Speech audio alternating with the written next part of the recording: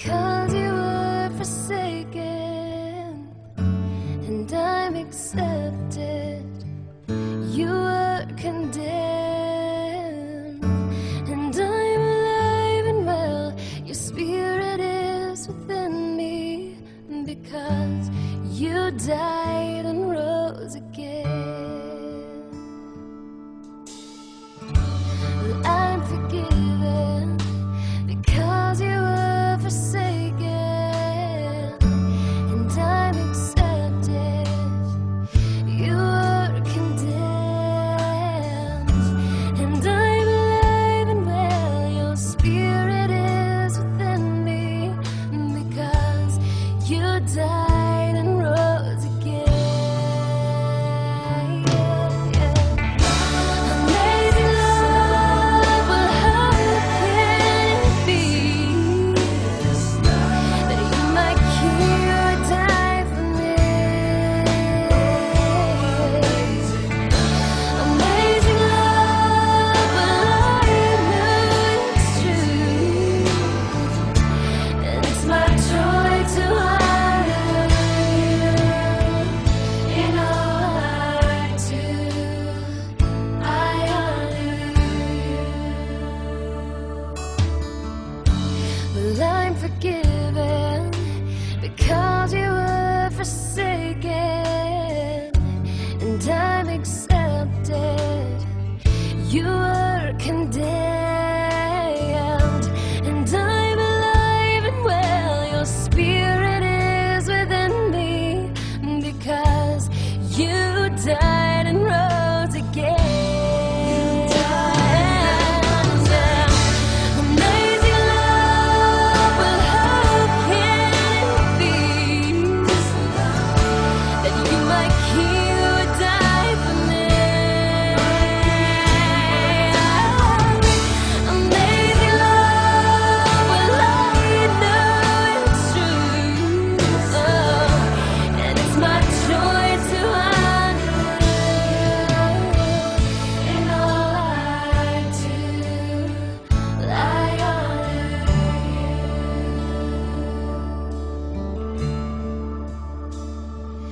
We sing, you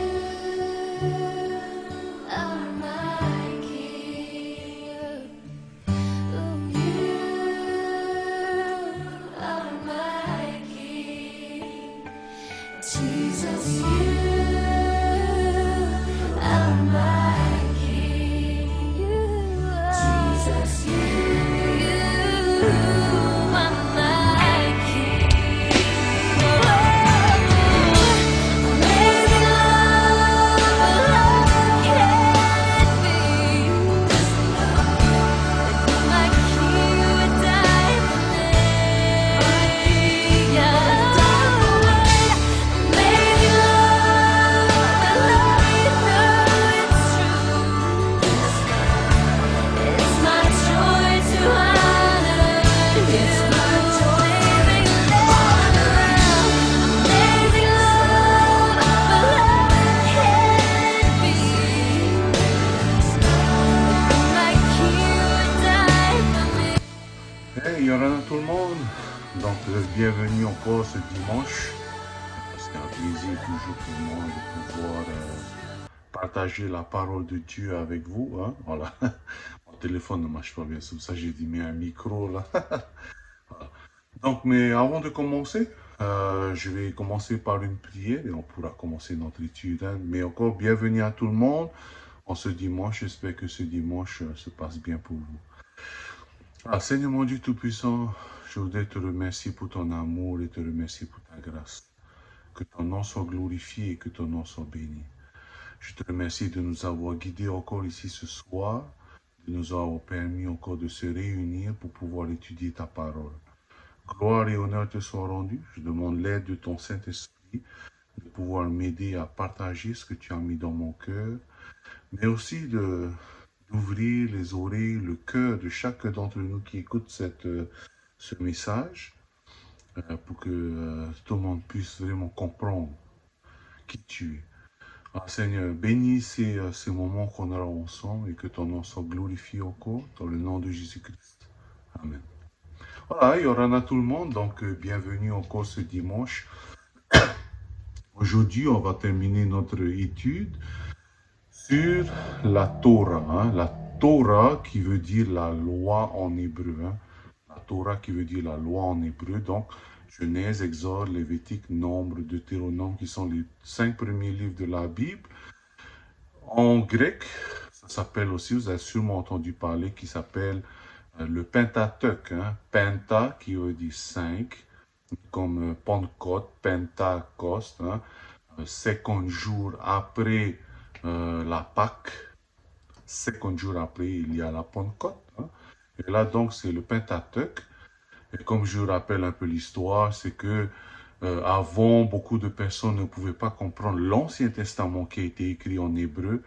Et comme la langue internationale avant était le grec, et c'est la raison pour laquelle le Nouveau Testament a été écrit en grec. Et donc, qu'est-ce que les scribes ont fait? 70 à 72 scribes ont retraduit l'Ancien Testament qui était écrit en hébreu un tout petit peu en araméen. Ils auront retraduit l'Ancien Testament en grec. Et donc, d'où vient le mot la Septante, sept, d'où parce que à cause des 70 à 72 scribes qui ont retraduit euh, l'Ancien Testament en hébreu. Et donc, d'où vient alors le mot Pentateuque? Et d'où vient aussi le nom de ce livre dont on étudie là maintenant, de Deutéronomie, hein, qui veut dire deutéro en grec, de nomos, qui veut dire loi, la deuxième loi, hein. Le nom en fait de ce livre en hébreu est Devarim, Devarim. Et pourquoi Devarim? Parce qu'en fait, les Hébreux prenaient juste les premiers mots du livre et voilà. Par exemple, le mot de la Genèse, en grec c'est Genesis, qui veut dire le commencement. Mais comme vous voyez, le livre commence par au commencement. Et en hébreu, ce mot-là est Bereshit. Et donc le livre de Genèse en hébreu, en fait, est Bereshit. Ils ont pris juste les premiers mots du livre pour donner le titre du livre. Voilà, Bereshit. Et là, nous avons Deutéronome, Deutéronomos, la deuxième loi. Le nom, le nom hébreu de ce livre est Devarim, qui veut dire ces mots. Pourquoi? Parce que les premiers mots de Deutéronome qui dit voici les mots. Voilà, hein. Et voilà. Donc c'est pour cela, c'est comme ça qu'ils donnaient leur nom. Voilà. Quand je dis c'est la Torah, hein. Nous avons vu la semaine dernière pourquoi Deutéronome s'appelle en fait la deuxième loi. Ben, c'est parce que Moïse donne encore une deuxième fois la loi. L'ancienne génération qui est sortie d'Israël sont morts. Voilà. Après avoir douté, nous avons étudié dans Nombre, après avoir douté l'Éternel, même quand ils sont arrivés aux portes du pays promis, à Kadesh Barnea, le peuple d'Israël devait juste entrer dedans parce que Dieu les a promis, mais ils ont douté vraiment Dieu parce qu'il y avait des géants, les Anakim, et ben, ils se sont plaints, ils voulaient, pourquoi Dieu il est comme ci, Dieu il est comme ça, il voulait nous faire mourir dans le désert, il voulait nous faire mourir en Égypte, et donc Dieu il a dit, ben vous savez quoi, allez, vous allez mourir dans le désert. Et donc il a pris la nouvelle génération, donc en ce temps-là, les jeunes avaient peut-être, ils étaient bébés, pas encore nés, ou c'est adolescents surtout, hein. Donc ce sont ces personnes maintenant dont Moïse est en train de parler et de réviser en fait la loi une deuxième fois, deux lois, deuxième loi, à ces personnes, la loi qui est dans l'Exode, la loi qui est dans Lévitique, la loi qui est dans Nombre, hein, et là donc il est en train de réviser. Et donc le livre de Deutéronome en fait peut être divisé en trois ou quatre parties, hein. Pour faire plus facilement, je vais diviser en quatre, comme ça c'est plus clair aussi, hein. Donc du chapitre 1 à 3, qu'est-ce que Moïse fait? Il est en train de réviser le passé de cette nouvelle génération, non, à cette nouvelle génération de l'ancienne génération. Pourquoi en fait l'ancienne génération n'a pas pu entrer dans le pays promis? Quelle était la raison, hein? Donc ça, c'est du chapitre 1 à 3. Du chapitre 4 à 26, il est en train de rappeler la loi. La loi. Et comme je vous ai dit, la loi n'est sûrement pas...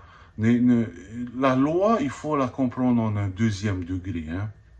Je donne par exemple, je dis à ma fille, arrête de toucher le four. Hein. Est-ce que ça veut dire que j'aime pas que ma fille touche le four? Est-ce que ça veut dire que j'aime pas ma fille? Non, pas du tout. Hein. Et c'est pas parce que je l'arrête de faire ça. Non, c'est à cause de son âge. Elle n'est pas encore prête vraiment à comprendre que quand c'est rouge, ça veut dire que c'est chaud et que tu peux te blesser. Hein. Par exemple, si je dis à ma fille, il faut que tu ailles dormir le soir à 9 heures, hein. Est-ce que ça veut dire que, parce que je veux pas qu'elle reste avec moi le soir éveillée jusqu'à 11 heures, est-ce que ça veut dire que j'aime pas ma fille? Non, ça veut pas dire ça. Mais parce que je l'aime, ça veut dire que je veux qu'elle dorme bien la nuit, comme ça quand elle va aller à l'école, elle sera bien en forme. Voilà. Donc, une loi a une signification derrière. Et là, Moïse il est en train de révéler encore la loi et surtout les principes de Dieu et le cœur de Dieu. Hein, Dieu se révèle en fait sa perfection dans la loi. Il est en train de montrer au peuple. Hein.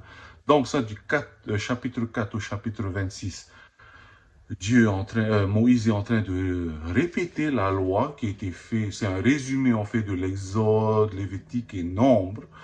Dans Deutéronome 27 à 30, ils sont en train de se préparer aussi. C'est dans des lois pour préparer les Israélites au futur, quand ils vont entrer en fait dans le pays promis.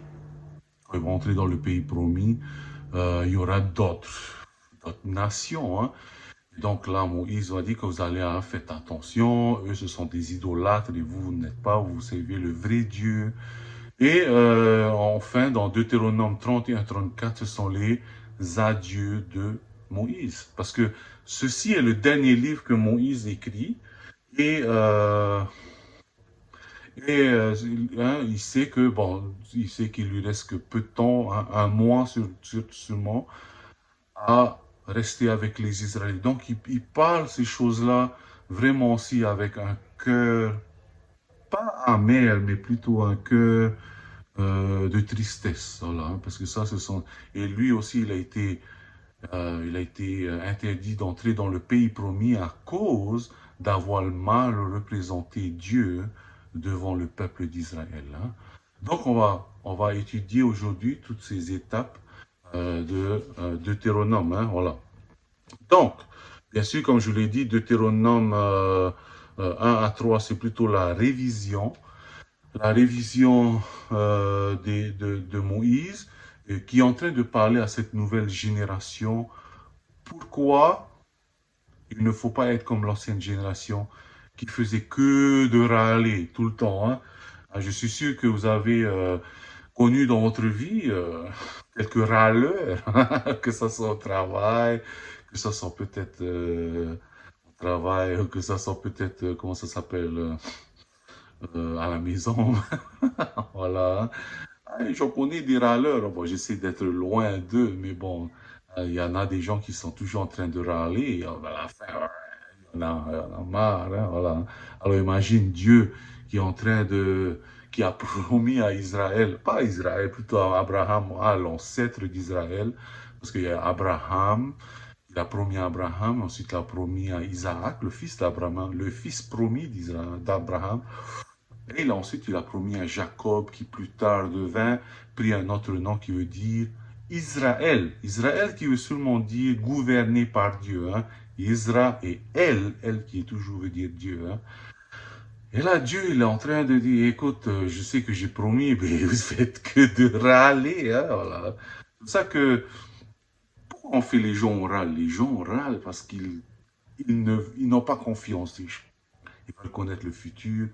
Et surtout, le but, au fin fond de soi, le but de râler, c'est que ces personnes veulent être au contrôle. Voilà. Hein. Si tu râles de quelque chose, c'est parce que tu ne connais pas ou que tu penses peut-être faire mieux. Hein, ou que tu penses être au contrôle. Voilà un peu. Et donc, Dieu connaissait le cœur de chacun. Il connaît le cœur, votre cœur, mon cœur. Quand on râle, mais il connaissait en ce temps-là le cœur d'Israël qui râlait. Hein. Voilà. Hein. Donc, et Dieu, il a dit... Peut-être c'est comme s'il a dit que je ne veux pas vous emmener dans ce pays promis que j'ai promis à Abraham, à votre père. Voilà. Et non, non, je ne veux pas vous donner. Hein, voilà. Vous emmenez vos anciennes habitudes d'Égypte dans le pays promis. Hein. C'est comme nous un peu. Hein. Hein, ça, parce que le pays promis, c'est une image de notre vie chrétienne. Maintenant qu'on est dans le pays promis, on est dans le royaume de Dieu, hein, dans le royaume spirituel de Dieu, jusqu'à ce que Dieu revienne et installe son royaume sur terre. Mais dès que tu as accepté Jésus comme ton roi, tu es dans son royaume. Tu appartiens à son royaume, hein, comme le voleur à la croix qui a dit, quand tu entreras dans ton royaume, souviens-toi de moi. Qu'est-ce qu'il a fait? À ce moment-là, il a réalisé que Jésus était vraiment le roi. Il a accepté Jésus comme un roi. Et Jésus, il a dit, ben, aujourd'hui, tu es avec moi au paradis. Voilà. Donc, dès que tu acceptes Jésus comme ton roi, automatiquement, tu es dans son royaume. Chacun, en fait, dans notre vie, a un roi, hein. Certains ont le roi, c'est leur travail. Certaines personnes, le roi, c'est eux-mêmes. Hein. Ils veulent être vraiment au contrôle de leur vie. Hein. Quand tu dis que tu es un chrétien et que tu entres dans le pays promis qui est le royaume de Dieu spirituellement, cela veut dire que tu n'es plus au trône de ta vie, mais que tu as mis Jésus et sa parole au trône de ta vie. Sa parole qui te guide. Il est vrai que de temps en temps, on veut râler, c'est pas injuste de faire ci, c'est pas injuste de faire ça, c'est pas juste de faire ça, mais je dois, tu sais, j'ai pas assez d'argent, et ci et ça, et tu sais, ça me tente de voler, mais la Bible me dit, tu ne voleras pas, tu ne convoiteras pas. Et est-ce que je dois vivre selon mes passions, ou je dois vivre par rapport à la parole de Dieu? Si Dieu est ton roi, tu dois vivre à partir de cela. Hein. Voilà qu'est-ce que c'est vivre par rapport à la parole de Dieu. Voilà qu'est-ce que c'est vivre dans le royaume de Dieu. Voilà qu'est-ce que c'est veut dire mettre Dieu, Jésus, comme ton roi au trône de ta vie. Voilà. Donc, du chapitre 1 à 3, Moïse est en train de répéter et remontrer à ce nouveau peuple, hey, l'ancienne génération, ils n'ont pas bien fait. Alors, ne faites pas la même chose. Hein. Et donc, maintenant, dans le Nouveau Testament, dans le nouveau, dans l'autre partie du chapitre 4 au chapitre 26, Moïse est en train de rappeler, la loi. Hein. Par exemple, il ne faut pas faire ci, il ne faut pas ça, pas se marier avec telle ou telle personne.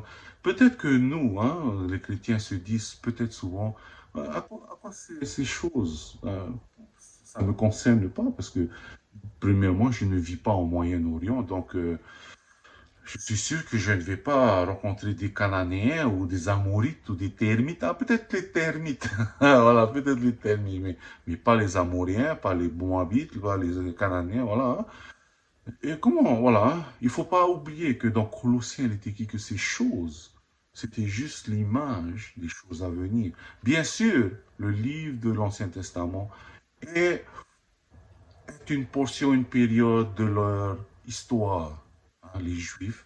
Ceci est enseigné à leur école, ces choses se sont vraiment passées. Les sites où cités dans l'Ancien Testament existent. Abraham, le tombeau d'Abraham existe toujours, de Joseph existe. Donc ces choses non seulement existent, mais aussi ces choses, Dieu nous a dit, on va écouter, on va lire dans 2 Timothée, chapitre 3, verset 16. Hein. Toute écriture est inspirée de Dieu et utile pour enseigner, pour convaincre, pour redresser, pour éduquer dans la justice, afin que l'homme de Dieu soit adapté et préparé à toute bonne œuvre. Et donc voilà, bien sûr que Deutéronome peut-être ne vous concerne pas, ne me concerne pas au premier degré, mais dessous, derrière, il y a une grande signification pour nous dans notre vie chrétienne. N'oubliez pas, par exemple, le pays promis est juste l'image de nous, du royaume de Dieu. L'Égypte qui représente le péché, le monde, Dieu a enlevé Israël d'Égypte pour les emmener dans le pays promis. Jésus nous a enlevés de ce monde pour nous emmener dans le royaume de Dieu. Et maintenant, quand on est dans le royaume de Dieu, bien sûr, il y a des règles à voir. Hein. Bon, on verra un peu le parallèle un peu aujourd'hui. Hein. Bon, après, vous pouvez voir un peu, c'est riche, c'est magnifique. Hein. Voilà, je prends l'exemple, par exemple, dans Deutéronome chapitre 6. Hein. Quand vous lisez Deutéronome chapitre 6, vous allez voir. Moïse enseigne aux Israélites. Hey, quand vous allez commencer à entrer dans ce pays, il ne faut pas oublier quelque chose. Il ne faut pas oublier d'enseigner la loi à vos enfants et aux petits-enfants. Voilà. Et il ne faut pas oublier les fêtes, bien sûr, mais il ne faut pas oublier d'envoyer les lois à vos enfants. Ça, c'est dans Deutéronome chapitre 6. Si vous lisez bien, par exemple aussi, Éphésiens 6, 4. Hein, Éphésiens 6, 4. Et bien d'autres. Il y a d'autres versets encore dans la Bible qui enseignent. C'est comme si Deutéronome, comme je vous l'ai dit, est mentionné 100 fois, une centaine de fois dans le Nouveau Testament. Mais encore plus, le livre de Deutéronome est enseigné dans le Nouveau Testament. Vous vous souvenez, comme j'ai dit, les États-Unis, ils ont une constitution. Et cette constitution, euh, le premier amendement, par exemple, le droit d'expression, la liberté d'expression, la liberté d'assembler. Deuxième amendement, c'est que tout le monde peut avoir une arme, voilà. Hein. Par exemple, et donc, c'est cela qui régit, en fait. Et quand tu as une arme, par exemple, ça ne veut pas dire qu'en Amérique, tu peux tuer tout le monde. Non. Ici, en Amérique, par exemple, euh, on, avant que on te donne ton arme, on regarde ton passé, hein, si tu n'es pas un peu coucou dans la tête, quoi. Hein. Voilà. Et ensuite, avec cette arme, tu peux protéger ta maison, hein, voilà. Hein. Tu n'as pas une arme, tu peux emmener ça dans la rue aussi, comme ça. Voilà. Et la loi, on fait comme ça, là, Deutéronome, un genre de constitution. Dans Deutéronome chapitre 6, quand on revient là, c'est que Moïse est en train de rappeler, est en train de dire aux Israélites que vous allez entrer dedans, n'oubliez pas de rappeler à vos enfants et vos petits-enfants la loi, la constitution. Pourquoi? Parce que derrière la constitution, il y a un deuxième degré. Hein. Et comme je dis, ces choses sont aussi enseignées dans le Nouveau Testament. Hein. On lit dans Éphésiens 6, 4. Et vous, pères, n'irritez pas vos enfants, mais élevez-les en les corrigeant, en les instruisant selon le Seigneur. Voilà. Donc, malgré Deutéronome 6 est une image vraiment des choses que ce qui est appris dans le Nouveau Testament. Dans le Nouveau Testament, c'est révélé que vraiment, pourquoi Moïse a dit ces choses-là, que Israélites enseignaient la loi à vos enfants. C'est pour que cette loi soit révélée dans le Nouveau Testament, qui parle aux chrétiens. Chrétiens, enseignez, n'irritez pas vos enfants, mais élevez-les en les corrigeant, en les instruisant dans le Seigneur. La crainte du Seigneur, la sagesse du Seigneur, savoir qu'est-ce qui est bien ou pas bien par rapport au Seigneur. Voilà. Ça, c'est Deutéronome 6. Hein, voilà. On peut voir, par exemple, dans Deutéronome chapitre 7, ou dans Deutéronome chapitre 7, où Moïse interdit, en fait, aux Israélites de se marier et de se marier avec les autres nations qui sont déjà dedans. Hein. Pourquoi? Parce que les Israélites connaissent le vrai Dieu, hein, connaissent Yahweh, hein, voilà, Jéhovah pour certains. Mais les autres qui sont déjà dans le pays de Canaan, eux, ce sont des idolâtres. Donc, si les deux viennent, il y a de fortes chances, et l'histoire a déjà vu au début, que les Israélites se penchaient souvent vers l'idolâtrie. Voilà. Donc, c'est pour cela que Moïse a dit que vous allez entrer dedans, ne vous mariez pas avec les pays, les idolâtres là-bas. Hein. Quand vous lisez bien dans 2 Corinthiens 6, 14, 2 Corinthiens 6, 14, et vous, pères, ne vous mettez pas avec les infidèles sous un joug étranger. Car quel rapport y a-t-il entre la justice et l'iniquité? Ou qu'y a-t-il de commun entre la lumière et les ténèbres? Voilà.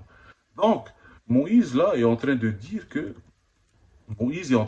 là que, hey, quand vous allez vous marier, essayez de ne pas vous marier avec des gens qui ne sont pas sous le même joug. Hein, voilà. Qu'est-ce que ça dit sous le même joug? Des gens qui ne vont pas dans le même endroit, non seulement spirituellement, mais aussi moralement. Hein. Par exemple, des chrétiens, je sais qu'il y a des chrétiens qui veulent plutôt se marier avec des chrétiens, et ça c'est bien. Mais dans la communauté chrétienne aussi, hein, parce que ce verset s'adresse aux chrétiens, hein, déjà, il est mieux pour un chrétien de ne pas se marier avec une non-chrétien, avec quelqu'un qui n'est pas chrétienne ou chrétien. Voilà. Et dedans la communauté chrétienne, il est mieux aussi de ne pas se marier avec quelqu'un avec un joug étranger. Parce que même si cette personne, bien sûr, normalement, chacun doit avoir la vue euh, sur Jésus. Mais n'oubliez pas, bien sûr, vous connaissez que dans la vie chrétienne, il y en a des chrétiens qui sont plutôt orientés, qui ne sont pas mûrs spirituellement. Et si vous êtes mûrs spirituellement et que l'autre n'est pas mûr spirituellement, il y aura, peut-être des soucoupes volantes, des bagarres durant hein, votre mariage. Voilà. Ça, enfin, j'espère pas, mais c'est juste un exemple. Hein, voilà, hein. Mais ça peut se trouver parce que vous n'êtes pas sur la même longueur d'onde. Voilà. Donc c'est cela où dont Moïse parle. Hey, ne vous mettez pas sous un joug étranger. Et aussi, par exemple, là maintenant, il y a un faux évangile qui s'appelle l'évangile de prospérité. L'évangile de prospérité, c'est que demande et tu recevras. Voilà, hein. Demande et tout ce que tu veux. Demande ce que tu veux et tu recevras. Parce que c'est écrit dans la Bible. Hein. N'oubliez pas que quand vous lisez la Bible, il faut toujours lire dans le contexte. Quand il est écrit « demandez et vous recevrez », ça ne parle pas de toutes choses, de l'argent, de la voiture, de la maison. Non, ça parle du Saint-Esprit. Quand vous lisez tout le chapitre, hein, demandez le Saint-Esprit et vous recevrez le Saint-Esprit, parce que ça, c'est le cadeau de Dieu. Hein. Voilà. Donc, voilà un peu, qu'est-ce que ça veut dire. Deutéronome 7, hein, ne vous mettez pas sous le même joug, ça veut dire ne vous mariez pas avec les non-chrétiens. Bon, si vous êtes déjà marié avec quelqu'un qui est déjà pas chrétien, bon, ça ne veut pas dire qu'il faut divorcer aussi, hein, voilà. Voilà, donc on continue. Dans Deutéronome chapitre 8, Moïse est en train de rappeler aux Israélites qu'il faut pas oublier le Seigneur, ou sinon tu vas périr, ou sinon tu vas être maudit. Hein, voilà, hein, ça on peut voir dans Hébreu. Ceci est enseigné dans Hébreu. Deutéronome 8 est enseigné dans Hébreu chapitre 13, verset 5. Ne vous livrez pas à l'amour de l'argent, contentez-vous de ce que vous avez, car Dieu lui-même a dit, je ne te délaisserai point et je ne t'abandonnerai point. Voilà. Hein. Donc, beaucoup de personnes qui disent, bien sûr, hey, n'oublie pas le Seigneur ou tu périras. Je pense toujours au Seigneur. Mais vraiment, dans la vie spirituelle, qu'est-ce que c'est? Dès que tu as mis quelqu'un qui est au-dessus de Dieu, que ce soit ta famille, que ce soit ton travail, que ce soit ton époux ou ton épouse, que ce soit tes enfants, mais déjà ça, c'est de l'idolâtrie. Et Jésus passe en deuxième. Voilà, hein. David dit dans Psaume chapitre 1, verset 1, chapitre 1, je médite ta parole jour et nuit. Hein. Je prends des délices dans ta loi, parce que la loi, en fait, c'est pas dit que la loi, il faut être légalistique, mais ça veut plutôt dire que dans la loi, tu peux trouver le cœur de Dieu. On continue. Dans Deutéronome chapitre 10 et chapitre 11, bien sûr, Moïse est en train de rappeler aux Israélites qu'il faut garder les commandements, qu'il faut essayer d'observer les commandements. Hein. Voilà, hein. Et Jésus même dit dans Jean 14, 15, « Si vous m'aimez, gardez mes commandements, et moi, je prierai le Père et il vous donnera un autre consolateur afin qu'il demeure éternellement avec vous. » Voilà. Hein. Donc, vous voyez un peu le parallèle de Deutéronome et au Nouveau Testament. Ça veut dire que, hey, ça veut dire que vous voulez bien comprendre le Nouveau Testament. Il est donc très important d'apprendre l'Ancien Testament aussi. Dans Deutéronome 15, par exemple, c'est un bon sujet ça s'appelle le jubilé. Hein. Et en fait, qu'est-ce que c'est le jubilé? Vous savez qu'il y a tous les 7 ans, selon la culture juive, tous les 7 ans, il y a ce qui s'appelle l'année sabbatique. Dans cette année-là, on met la terre en jachère, hein, ça veut dire qu'on laisse reposer la terre. Et durant aussi cette année-là, à la 7e année, tous les 7 ans, on relâche les esclaves. Mais ce ne sont pas les esclaves comme on connaît les esclaves, hein. Par exemple, en Libye, en Afrique, ce qui était en Amérique il y a 400 ans. Alors, non, non, non, non. Les esclaves dont la Bible parle, dans l'Ancien Testament, est plutôt l'esclavage, comme vous avez par exemple à la banque, hein. Vous empruntez à la banque et donc pendant 15 ou 20 ans pour payer votre maison, c'est comme si vous travailliez pour la banque, voilà, vous êtes esclave. Et donc là, l'esclave, hein, parce que c'est plus la même définition, l'esclave de l'Ancien Testament euh, n'est pas la même chose, hein. Et l'esclave de l'Ancien Testament, on fait à la 7e année, l'année sabbatique, l'esclave est relâché. Voilà. Ça, c'est quel, euh, c'est quel enseignement ça dans le Nouveau Testament? Voilà, on peut peut-être lire dans 1 Corinthiens chapitre 6, verset 20. Car vous avez été rachetés à un grand prix. Glorifiez donc Dieu dans votre corps et dans votre esprit, à qui appartiennent à Dieu. Voilà. Donc, à cause de dans l'année sabbatique, les esclaves sont relâchés. N'oubliez pas que le sabbat est l'image de Dieu. Le sabbat veut dire seulement repos. Qui est notre repos éternel? C'est Jésus. Au travers de Jésus, nous avons été rachetés du péché. Nous avons été rachetés de la mort, parce que le salaire du péché est la mort. Donc Jésus nous a rachetés et nous étions esclaves du péché, nous étions esclaves de la mort, nous étions esclaves du diable. Et donc Jésus, par sa mort, qui était la condition, le sang, hein, nous a rachetés. Et donc, à l'année sabbatique, les esclaves étaient relâchés. Et Jésus, qui est le sabbat, nous a rachetés. Il y a d'autres, on va juste terminer peut-être par Deutéronome chapitre 16, où Moïse rappelle aux Israélites qu'il faut toujours célébrer la Pâque. Pourquoi la Pâque? Vous vous souvenez l'histoire, hein, quand Israël est sorti d'Égypte, il fallait tuer un agneau euh, saint et pur, hein, voilà, hein. Et il fallait mettre le sang sur les linteaux de la porte, hein. Et donc la mort va passer au-dessus. Et jusqu'à maintenant, les Juifs, ils célèbrent toujours la Pâque, hein, voilà. C'est pas la fête de Pâques, mais c'est plutôt la Pâque. Et même Jésus, avant sa mort, il a mangé la Pâque avec ses disciples, hein. Et la Pâque, la Bible dit que Jésus est notre Pâque. C'est lui l'agneau c'est l'agneau de la Pâque dans l'Exode, représente en fait Jésus. N'oubliez pas, Jean-Baptiste a dit que celui-ci est l'agneau de Dieu qui ôte le péché du monde. Voilà. Donc c'est pour cela, ces choses, c'est comme si Dieu en fait avait utilisé Israël dans le côté euh, première dimension, juste premier degré. Et là, dans le Nouveau Testament, Jésus est venu montrer le deuxième, le troisième, le quatrième degré de ce qui a été enseigné dans l'Ancien Testament. Voilà. Donc, dans Deutéronome chapitre 31, chapitre 27 à 30, là, il est en train de parler à Israël que comment que vous allez entrer dedans, que qu'est-ce qu'il faudra faire. Je vais juste terminer par lire le dernier chapitre de Deutéronome. Ce sont hein, les adieux de Moïse.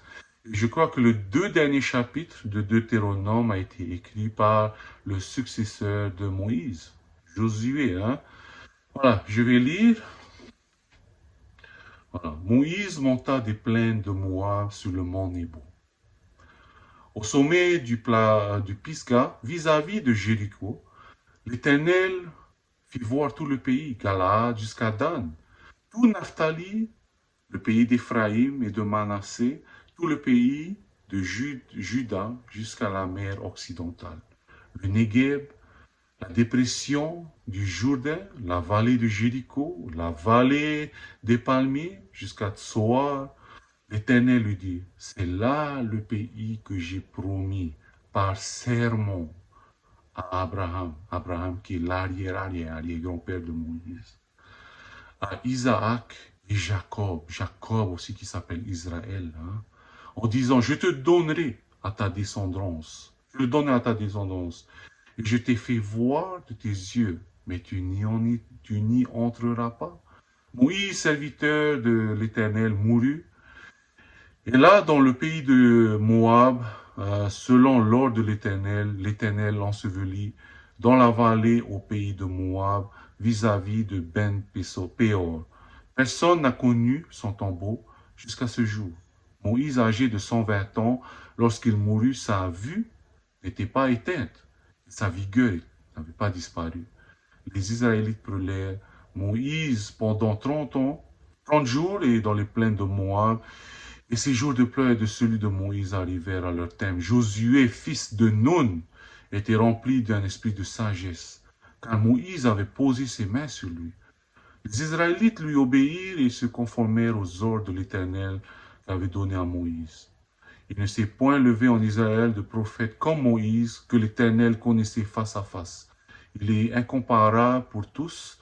Les signes et les prodiges de l'Éternel envoyés faire du pays d'Égypte, comme à Pharaon, contre ses serviteurs et contre tout son pays.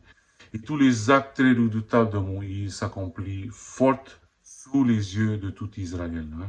Voilà, un autre truc, c'est que il est écrit, il se levait en Israël, prophète, il ne s'est pas levé quelqu'un comme Israël, comme Moïse, qui a vu Dieu face à face. Bien sûr, c'est Jésus qui est venu après. C'était le prochain prophète. Hein. Voilà. Vite fait encore, je vais lire un dernier verset avec vous. Et ceci, c'est dans le livre de Jude, chapitre 2. Non, il n'y a qu'un chapitre à Jude. Hein. Jude, chapitre 1, verset 9.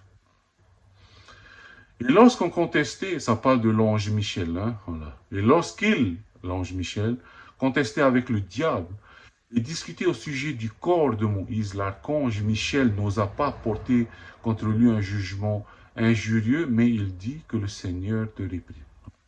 Seulement quand Moïse est mort sur les plaines de Moab, le diable a voulu entrer dans le corps de Moïse et voler son corps pour plutôt rediriger le peuple d'Israël. Il ne pourra pas faire avec le peuple de Moïse, mais il le fera avec l'Antichrist. À un moment donné, l'Antichrist va être tué et le diable va rentrer dans son corps et ce sera la grande tribulation. En fait, ce sera la moitié de la tribulation. Mais ça, on parlera après. Voilà, j'espère que Deutéronome éclaire un peu plus votre connaissance sur l'Ancien Testament. Et que bien sûr, malgré que il y a beaucoup de choses à lire, mais ces choses, n'oubliez pas que 2 Timothée 3, c'est ce que ces choses sont là pour inspirer et nous enseigner. Voilà. Je vais terminer par une prière, mais je veux vous souhaiter que Dieu vous bénisse et que Dieu vous garde durant cette semaine. Hein. Seigneur mon Dieu Tout-Puissant, que ton nom soit glorifié. Je te remercie pour ta parole. Je te remercie pour ta parole qui nous guide, qui nous inspire et qui est là, Seigneur. Gloire à toi, Seigneur. Que ton nom soit glorifié encore. Je te demande de bénir le reste de cette journée. Et merci pour tout. Au nom de Jésus-Christ. Amen. Que Dieu vous bénisse.